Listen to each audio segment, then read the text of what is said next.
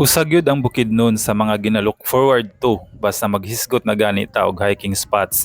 Kini tungod sa kadagan nga pwede sakaan ug sa kanindot sa mga landscape. Usa na ana ang Mount Culago sa Empasugong, Bukidnon. Kung plano ni mga musaka sa Mount Culago, this vlog is for you. Blow by blow nato ning i-discuss sa diri nga travel guide ang imong ma-expect sa imong pag-hike and real talk ra gyud ta diri mga higala kay di ko gusto nga ma-expectation versus reality ka. So tara, kuyugi ko ninyo. Of course, biyahe ta no, mga 4 hours to 5 hours pa ang biyahe gikan sa Davao paingon sa Bukidnon. Ug diri pa lang sa dalan is makita na nimo no ang kanindot sa landscape and then stop over sa diri sa may Buda kung asa mag tunob-tunob ta required na sa ila ha. And then kining nga part sa Buda daghan pug mga kuan diri pwede mapalitan og mga pasalubong no. Pwede po ka mag CR break dire habang nagpaabot and then padayon ta sa pagkuan, padayon sa pagbiyahe.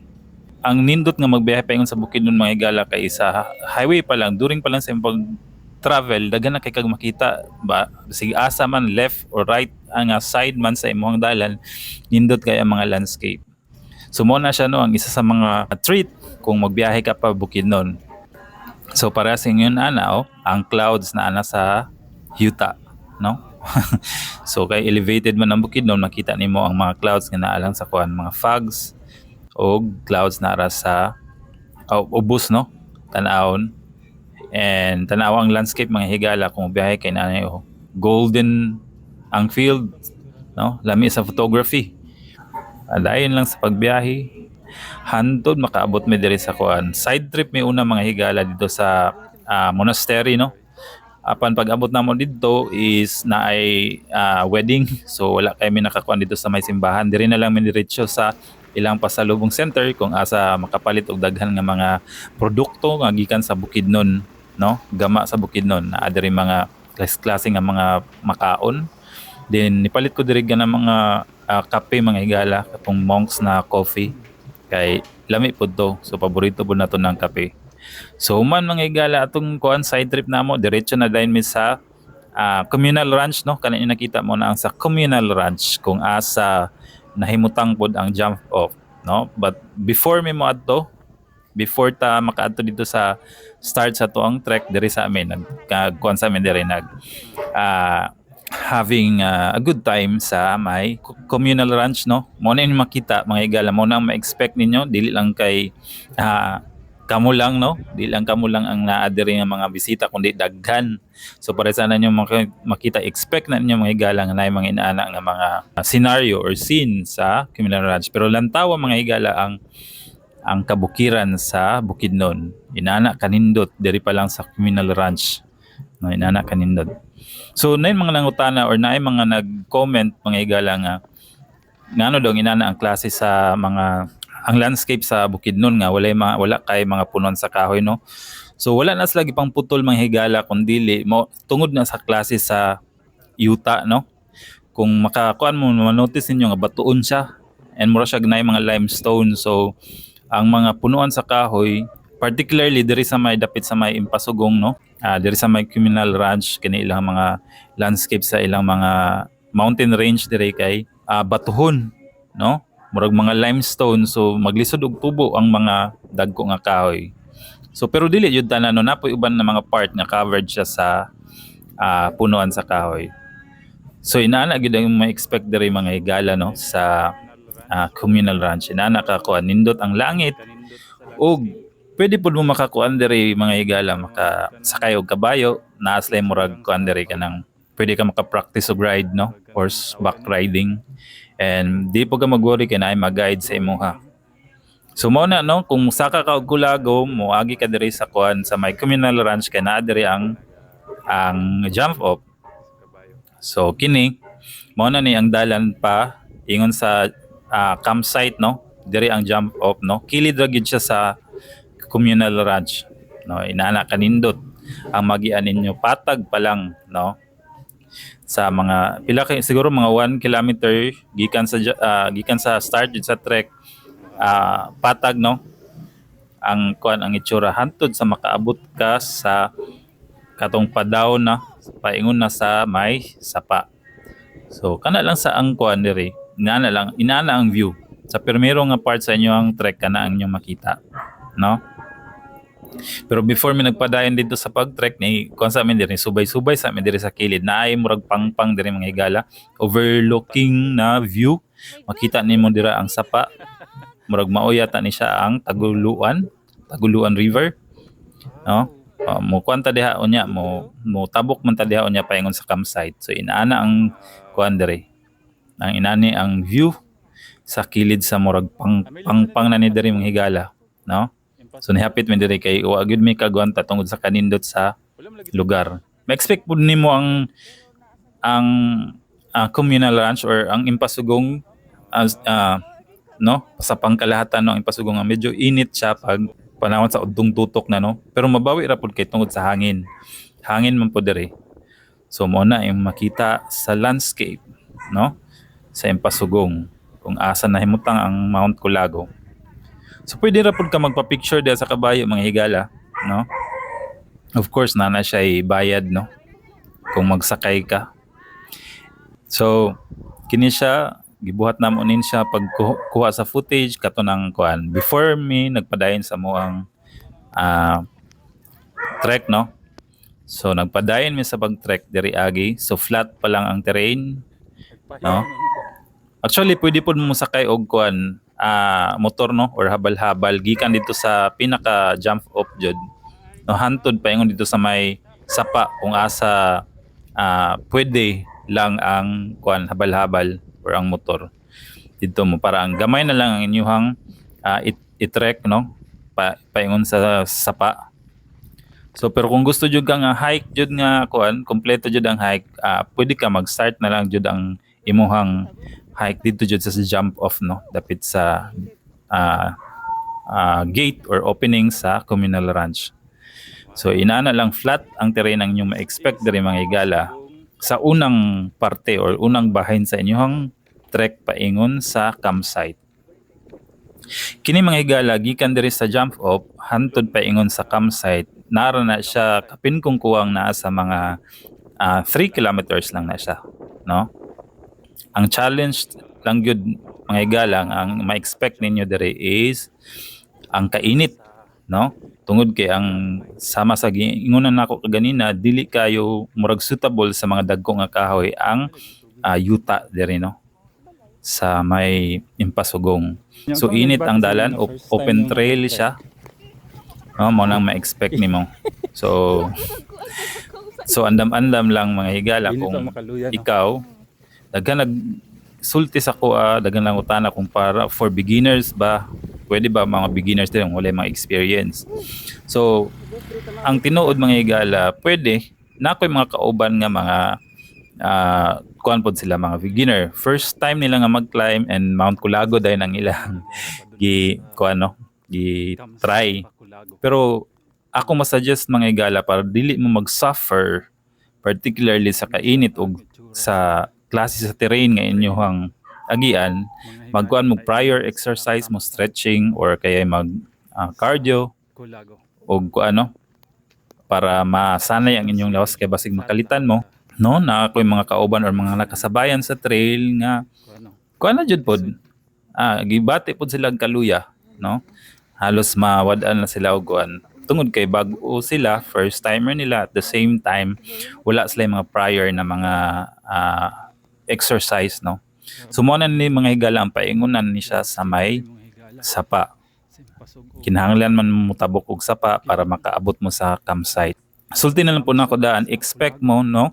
So expect mo nga kini diri nga part sa trail panaog na sa sapa diri gyud ang init, grabe, no. Kung udtong tutok na and then nana mo diri dapit, expect na ang hapak sa hangin mga higala is init, no. Plus kapoy pa jud, medyo makapoy pa jud ang imuhang kuan kay panaog ka. So mo nang makaluya. Ang kainit gyud ang makaluya diri. So ang uban mo na ang uban nga nagdala og payong and naapod sila kanang mga kalo, no. Kanang wide ang kuan sa kalo kay para matabunan gid sila sa kainit. So mo ni ang ilahang kuan, ang ilahang trail diri paingon na sa sapa, no. Diri ra pud nga part taman ang kuan ang tawag ni ang habal-habal di na pud makalusot didto kay kuan naman ang agyanan lisod naman di na pwede ang mga motor.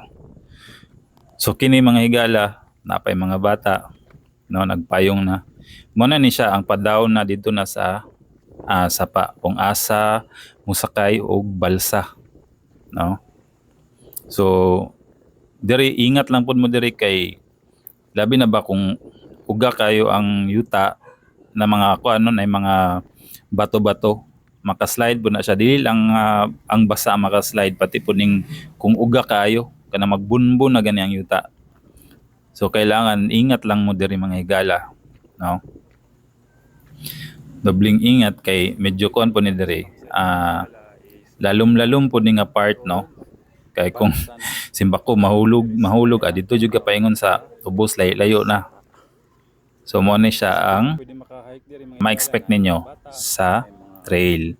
Hapit naman mi ani pa makaabot sa sapa no.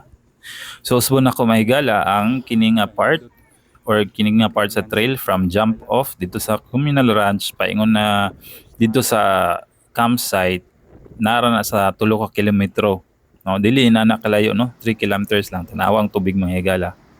Nindot kayo. Muna pag abot yun ako diri tungod sa kainit sa trail kining pagbaba. Gusto na jud gumaligo kay bugnaw kay ang tubig. So gikuha na ako diri og kanang kuan footage no. So by the way, ang bayad sa balsa pag transfer no, pagsakay sa balsa paingon dito sa Pikas sa tabok sa sapa 20 pesos no, back and forth balikan na siya. Pero kung nagkuha mo og mga tour package, apil na sa inyong gibayaran no sa kuan usually apil na sa ginabayaran. So inana ang kuan ang itsura no sa balsa nakakuan siya. Ginaguyod siya nay maguyod sa iya sa balsa paingon patabok no ug pabalik. Usually traffic diri mga higala tungod kay daghan no, daghan pud ang naga-trek so and then pila lang ang makarga ani di man pud pwede nga daghan jud kayo kay mag-overload man ang balsa. So balik-balikan gyud mo and then kung daghan mo mag-take gyud og time. Kana nyo nakita mo na ang pag-transfer paingon sa Pikas na part sa river no. So diri pod mga higala expect pod mo nga mabasa ang inyong sapatos tungod kay of course mo sulod man ang tubig no. So ina na lang ang inyong ma-expect no sakay og balsa and sama sa inyong nakita birahon lang siya hantod makaabot mo sa Pikas. So nindot ang kuno usahay lubog ni diri mga higala pero tan-awa ang karon nga kuno nindot kay siya tinaw kay lami kay humol labi nang gikan na ka sa init kuan gid kayo ni diri nindot kay kuan pero mag-trek pa man ni paingon sa campsite. So kailangan pa man ni mga moadto sa campsite so kuan lang sa ka padayon lang ka sa trek. So diri mga higala murag kuan na ni siya lapas na ni ka sa katunga no.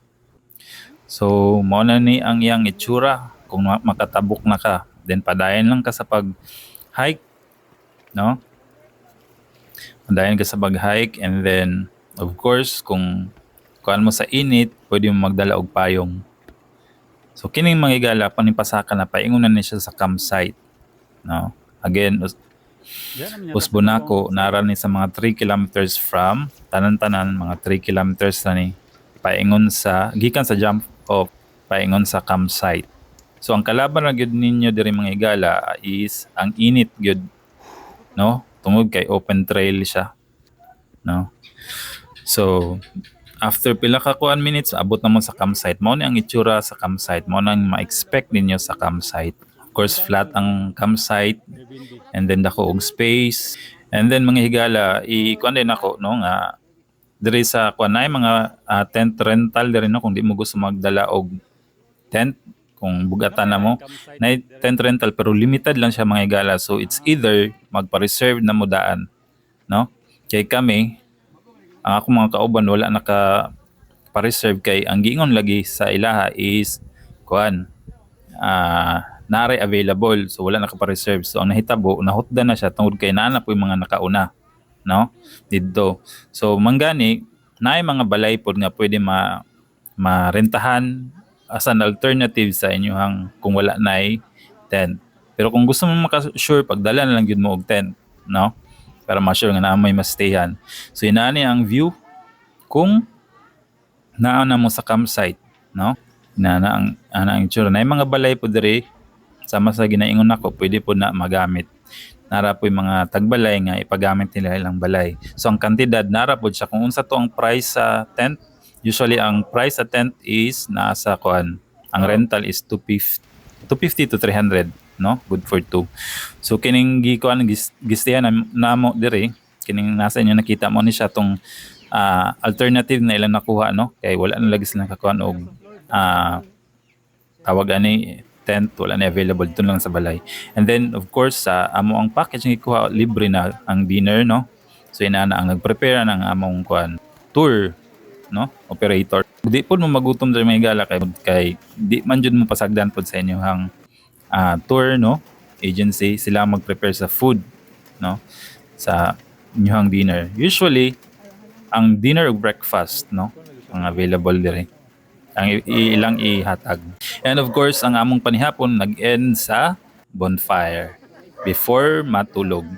So inana ang kasadya o kabibo diri sa campsite, no, after sa kaon ay bonfire, and then say-sayo pod matulog mga 10 o'clock ako na hipos na kay tungod sayo mga alas 3 sa buntag ang call time, no, alas 3 sa kadlawon ang call time para musaka na dito sa summit sa Culago. So diri lang sa ang part, no, to be continued ni, no, ang ato ang vlog napay part 2 mga igala ang atong kuanon i-guide na mo gikan sa campsite paingon na pod sa summit, no, kung unsa ang inyong ma-expect. Bye bye.